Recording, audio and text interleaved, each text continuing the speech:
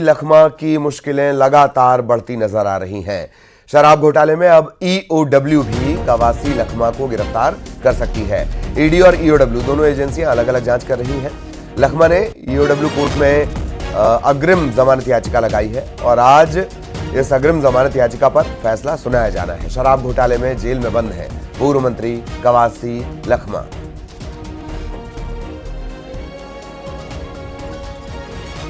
तो कवासी लखमा की अग्रिम जमानत याचिका पर आज सुनवाई भी होनी, आज फैसला भी इस पर आ सकता है।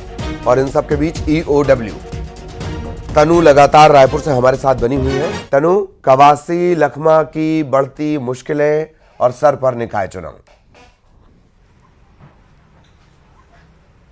जी बिल्कुल, देखिए छत्तीसगढ़ के बहुचर्चित शराब घोटाले मामले में ईडी और ईओडब्ल्यू जो है दोनों ही एजेंसी अलग अलग जांच कर रही है और अब कहा जा रहा है कि ईओडब्ल्यू भी इस मामले में कवासी लखमा की गिरफ्तारी कर सकती है। और इसकी आशंका जताते हुए पहले ही जो पूर्व मंत्री के वकील हैं उन्होंने अग्रिम जमानत के लिए याचिका दायर कर दी थी। मंडे को अग्रिम जमानत के लिए याचिका दायर की गई थी, जिसके बाद बीते दिनों इस पर सुनवाई होनी थी, लेकिन दोनों पक्षों के वकील ने जो है इसके लिए एक दिन का और समय मांगा था, जिसके बाद बीते दिनों जो है कोर्ट में इस पर सुनवाई हुई, लेकिन कोर्ट ने इस पर फैसला जो है वो सुरक्षित रख लिया था, जिसके बाद आज अग्रिम जमानत याचिका पर जो है वो फैसला जो है वो आ सकता है। और कहा जा रहा है कि करीब 12 बजे इस पर जो है वो सुनवाई होगी, जिसके बाद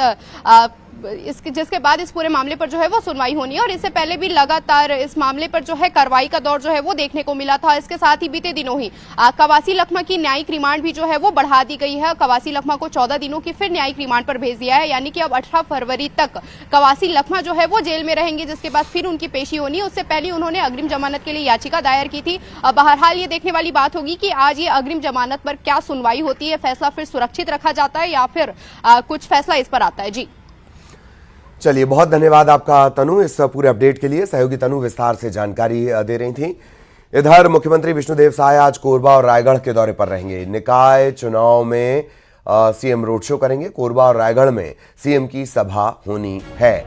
रायगढ़ में स्थानीय कार्यक्रमों में भी मुख्यमंत्री विष्णुदेव साय शामिल होंगे। तो मुख्यमंत्री विष्णुदेव साय आज कोरबा और रायगढ़ के दौरे पर रहेंगे।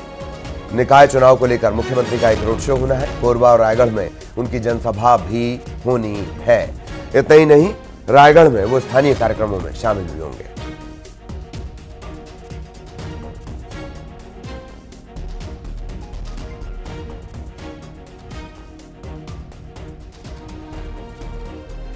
इधर बालोद में बीजेपी ने बागियों पर सख्त कार्रवाई की है। बीजेपी ने 22 बागी नेताओं कार्यकर्ताओं को पार्टी से बाहर कर दिया है।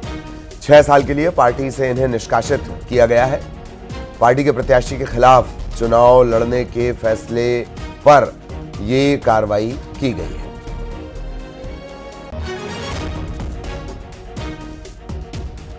बालोद लिए चलेंगे सहयोगी विकास इस वक्त हमारे साथ जुड़े हुए हैं। विकास, 22 लोगों पर कार्रवाई, बीजेपी की सख्ती, बताएं जरा। जी बिल्कुल, नगरीय निकाय चुनाव से पहले बीजेपी ने एक बड़ी कार्रवाई की है और 22 जो बागी कार्यकर्ता है उन पर 6 साल की निष्कासी का एक कार्रवाई करते हुए जो है वो कार्रवाई जो किए हैं, इससे जिले के जो नेता हैं उनमें हड़कंप मचा हुआ है। आपको बता दूं कि बीजेपी द्वारा इस कार्रवाई से कहीं ना कहीं ये संदेश दिया जा रहा है कि जो भी नेता या कार्यकर्ता पार्टी के विरुद्ध जाकर अगर कार्य करते हैं या अनुशासन भंग करते हैं तो उन्हें सीधा सीधा पार्टी से बाहर का रास्ता दिखाया जाएगा। आपको बता दूं, बालोद जिले के सबसे बड़े निकाय दल्ली राजरा नगर पालिका में अध्यक्ष पद के लिए एक प्रत्याशी जो है देवांगन, संतोष देवांगन, वो निर्दलीय चुनाव लड़ रहे हैं। इसके साथ ही नगर पंचायत के 3 अध्यक्ष पद के लिए भी चुनाव लड़ रहे हैं। तो कुल मिलाकर 22 ऐसे नेता और कार्यकर्ता हैं जिन्हें पार्टी से बाहर का रास्ता दिखाया गया है। जी चलिए, बहुत धन्यवाद आपका विकास इस पूरे अपडेट के लिए। सहयोगी विकास विस्तार से जानकारी दे रहे थे सख्ती को लेकर। इधर दुर्ग में बीजेपी ने दुर्ग में भी बागियों पर सख्त कार्रवाई की गई है। पार्टी से बगावत करके चुनाव लड़ने वाले 46 सदस्य 6 साल के लिए पार्टी से बाहर कर दिए गए हैं। इसमें दुर्ग नगर निगम क्षेत्र के 30 है, नगर पालिका नगर पंचायत मिलाकर 16 लोगों का निष्कासन किया गया है। पार्टी के अधिकृत प्रत्याशी के खिलाफ चुनाव लड़ने पर यह एक्शन लिया गया है।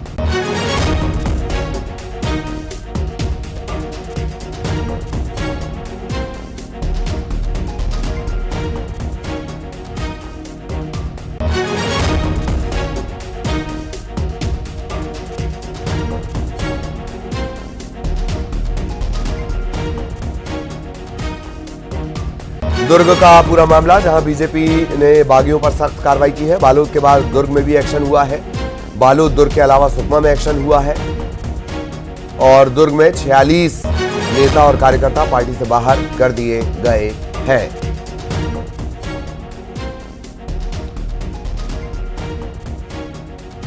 छियालीस सदस्यों को 6 साल के लिए बाहर। सहयोगी मिथिलेश हमारे साथ जुड़े हुए हैं। मिथिलेश, लगातार एक्शन हो रहा है, सुकमा में हुआ, बालोद में हुआ और अब दुर्ग में तो 46 लोगों को निकाला गया है। जी ललित, बिल्कुल ठीक कहा आपने। 46 लोगों पर एक्शन लिया गया बीजेपी के द्वारा, क्योंकि कहीं न कहीं जो बागी रूप से ये चुनाव लड़ने की तैयारी कर रहे थे, इस वजह से पार्टी को खासा नुकसान होना पड़ सकता था और यही वजह है कि आज जो है 46 लोगों पर कार्रवाई की गई है। 6 साल के लिए निष्कासन किया गया है। प्रदेश अध्यक्ष किरण सिंहदेव के मार्गदर्शन में ये पूरी कार्रवाई हुई है, उनके आदेश पर यह कार्रवाई हुई है ताकि आने वाले समय में कोई इस तरह की गलती न करे, क्योंकि पार्टी सर्वोपरि होती है, लेकिन उससे बगावत जो करता है उसके हाल यही होता है।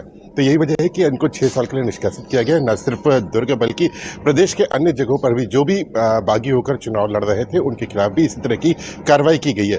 पार्टी का स्पष्ट रूप से संदेश है कि जो इस तरह की जो पार्टी से बगावत करेगा, चुनाव लड़ेगा, उसके साथ यही किया जाएगा। तो आने वाले दिनों में पार्टी में अनुशासन बना रहे, अनुशासन भंग ना हो, इस वजह से ये कार्रवाई की गई है। जी चलिए, बहुत धन्यवाद आपका इस पूरे अपडेट के लिए। सहयोगी मिथिलेश विस्तार से जानकारी दे रहे थे, अपडेट दे रहे थे। इधर बलरामपुर में भी बीजेपी ने बागियों पर कार्रवाई की है। पार्टी विरोधी गतिविधियों में शामिल नेताओं पर गाजगिरी है।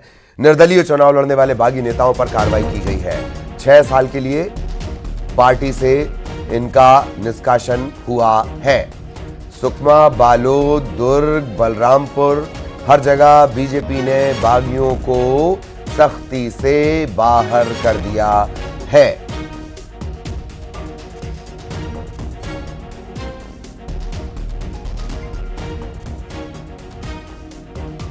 और निकाय चुनाव के लिए आज कांग्रेस का घोषणा पत्र जारी होना है। कांग्रेस मुख्यालय समेत सभी जिलों में एक साथ ये घोषणा पत्र जारी होगा।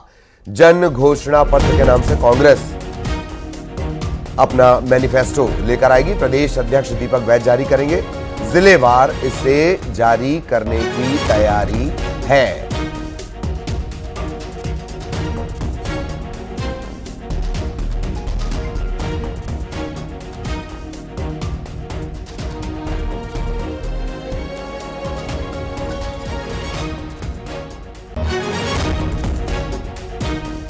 और इधर बीजेपी के घोषणा पत्र पर कांग्रेस ने निशाना भी साधा। कहा, बीजेपी घोषणा पत्र में झूठ बोलकर भ्रम फैलाने का काम कर रही है। सुशील आनंद शुक्ला ने कहा कि बीजेपी फिर से झूठ का पुलिंदा लेकर आई है।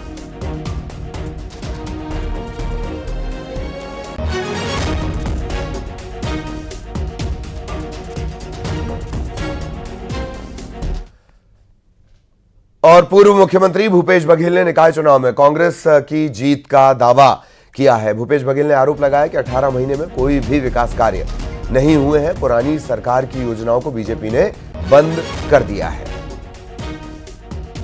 भारतीय जनता पार्टी डरी हुई है। पहले तो चुनाव नहीं कराना चाहती थी, लेकिन मजबूरी है कोई चुनाव कराए। अब वो छल बल से चुनाव को प्रभावित करने की कोशिश तो ये जनता देख रही है।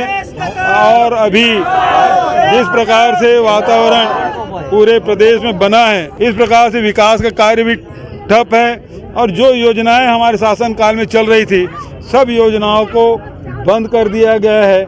और आज किसान भी ठगे हुए महसूस कर रहे हैं। बिजली कटौती चल रही है और बिजली की बिल भी बढ़ गया है। रायपुर में निकाय चुनाव की जंग तेज हो गई है। महापौर एजाज ढेबर की फोटो ढूंढने पर इनाम मिलेगा। बीजेपी के नेता ने ढेबर को ढूंढने पर इनाम रखा है। फोटो ढूंढने पर 1,51,000 का इनाम रखा गया है। गौरीशंकर श्रीवास ने ढेबर पर निशाना साधा है। महापौर एजाज ढेबर की अगुवाई में जिस प्रकार से जमकर भ्रष्टाचार हुआ, जमकर गुंडागर्दी हुआ, जमकर जमीन में कब्जा हुआ, ये सारे काले अध्याय से कांग्रेस पार्टी अब पीछा छुड़ाना चाहती है। इसीलिए अपने आप में बहुत ही आश्चर्य की बात है कि खुद के महापौर के फोटो से परहेज किया जा रहा है। सीजीएमएससी घोटाले की जांच तेज हो गई है। ईओडब्ल्यू ने 3 आईएएस अधिकारियों को समन जारी किया है। आईएएस भीम सिंह, चंद्रकांत वर्मा और पद्मिनी भोई, इन्हें समन जारी किया गया। तीनों अधिकारियों को पूछताछ के लिए तलब किया गया है। छत्तीसगढ़ मेडिकल सर्विस कॉरपोरेशन से जुड़ा हुआ ये घोटाला, और अब ईओडब्ल्यू ने 3 आईएएस अधिकारी भीम सिंह, चंद्रकांत वर्मा, पद्मिनी भोई, इन्हें समन जारी कर पूछताछ के लिए तलब किया है।